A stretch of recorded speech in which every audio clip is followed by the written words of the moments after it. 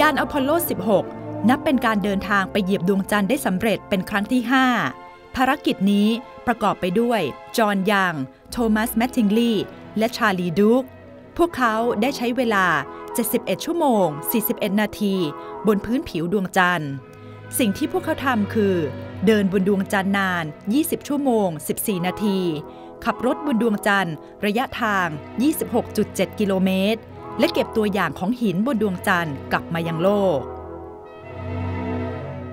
What do you think are the biggest achievements of Apollo 16 mission? The scientific return that we brought back, the knowledge of the moon through the experiments that we left. Apollo was a big science mission. It was not just a gee whiz go to the moon deal. We developed a lot of knowledge about the universe, about our solar system, and about the interior and the origins of the moon. And that knowledge is then now translated and the technologies are translated into areas that we all use today. And it's been a great benefit to mankind that we space technology. Charlie, some people just don't believe that the Apollo mission actually landed on the moon. People believe that this is a fake.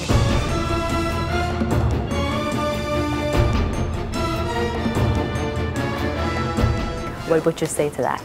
Well, I tell those guys, the skeptics, I said, look, if we faked it, why did we fake it 9 times? We went to the moon 9 times. There were 9 launches to the moon. If you're going to fake something, do it once and shut up. But we continued to do it. The evidence is clear. The moon rocks, 600 pounds of moon rocks that were brought back on Apollo, totally different than terrestrial rocks. The science is there. Lunar reflectors are there. You can see our spacecraft still there. So the evidence is overwhelming in spite of what these skeptics say. Then how come over the past 30 or 40 years, the U.S. didn't send anyone to the moon anymore? The last 3 missions were canceled, which I thought was a mistake, to apply the funds to the space shuttle, which was a great program over 30 years, 100 and something flights, and that was a great program, but now it's retired.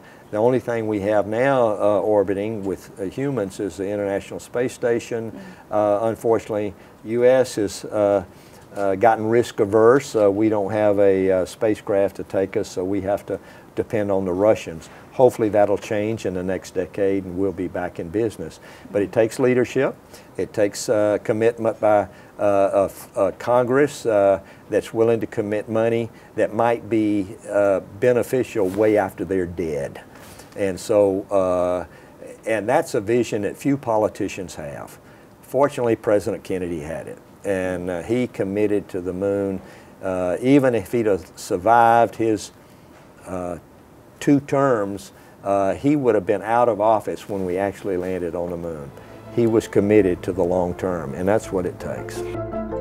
ในอดีตการแข่งขันด้านอวกาศเป็นของสหรัฐอเมริกาและสหภาพโซเวียตหรือรัสเซียในปัจจุบันแต่ในช่วงไม่กี่ปีที่ผ่านมาหลายประเทศโดยเฉพาะประเทศในแถบเอเชียอย่างจีนญี่ปุ่นและอินเดียได้แข่งขันกันพัฒนาเทคโนโลยีในการไปสำรวจอวกาศกันอย่างดุเดือดนอกจากนั้นยังมีบริษัทเอกชนหลายบริษัทเช่น Virgin Galactic, X-Core Aerospace, SpaceX, Orbital Sciences และ Boeing ก็หันมาลงทุนในธุรกิจด้านอวกาศกันมากขึ้น What do you think about the space race going on right now between the different countries?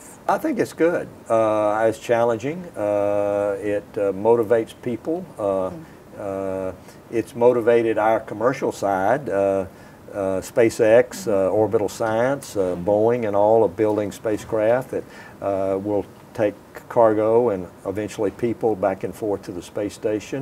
And that's been good for our economy. NASA's footing most of that bill, but that's good. They have their own ideas. They're willing to make it. They're more efficient.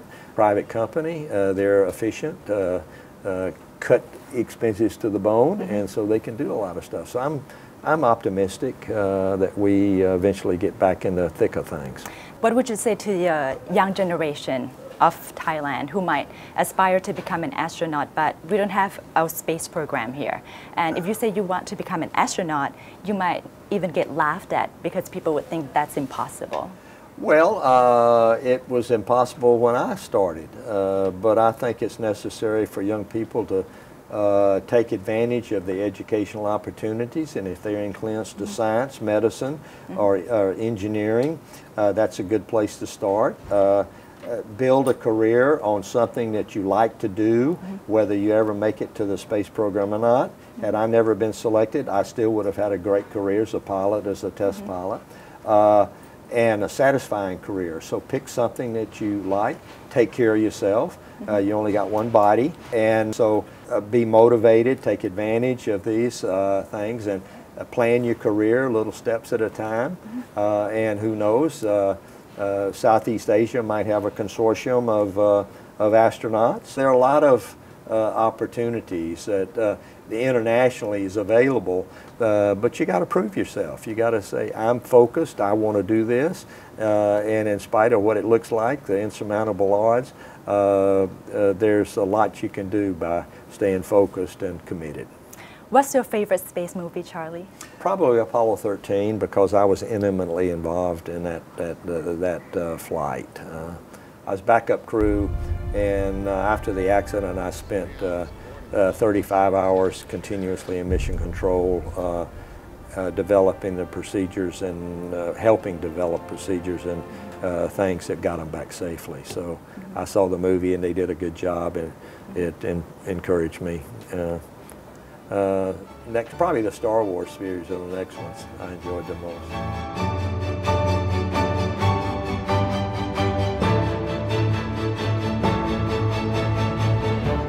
เรื่องราวของคุณชาลีดูกน่าจะทำให้เราทุกคนเกิดแรงบันดาลใจนะคะในการที่จะฝันให้ไกลค่ะส่วนฝันให้ไกลแล้วจะไปถึงหรือเปล่าอันนี้คงจะไม่ใช่เรื่องใหญ่สักเท่าไหร่ประเด็นสำคัญอยู่ที่ว่าจะต้องได้ลองลงมือทำนะคะจะได้ไม่มาเสียดายหรือว่าเสียใจกันทีหลังค่ะและสำหรับท่านที่สนใจเรื่องราวของอวกาศเป็นพิเศษก็สามารถไปชมนิทรรศการ NASA A Human Adventure ได้ที่เซ็นทรัลลาดพร้าวงานนี้จัดจนถึงวันที่ 1 กุมภาพันธ์นี้ค่ะพบกันใหม่สัปดาห์หน้าวันนี้สวัสดีค่ะ